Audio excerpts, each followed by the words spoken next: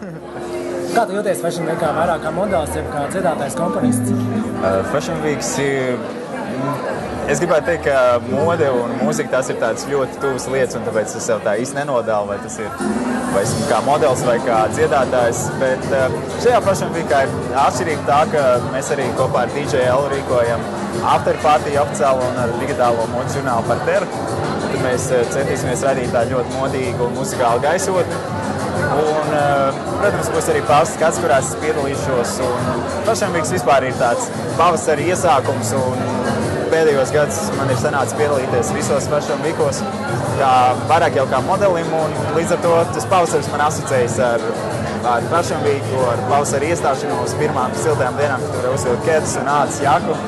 Tā kā tas ir tā ir laba sajūta. Tev ir arī jauna frizūra pavasarī.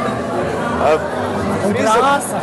Patiesībā varbūt, ka tā tik traki nav, jo pirms gada, kad es vasarā uzturējos Ņujorkā, tad man bija kaut kas ļoti līdzīgs. Vienīgi tā krāsa varbūt ir atkal atpakaļ pie tumšajām krāsām.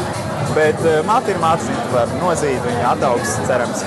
Kas tev ir mugurā šovakar? Šovakar mugurā es esmu izvēlējies Indras Salcevičas žaketi, kas ir, domāju, lielākais akcents, jo arī atklāšanas tas formāts ir atbalstīt latviešu dizainers un Maģistāra Zābaki un krekls no Zviedrijā iecienīta brenda Cheap Monday. Okay, paldies!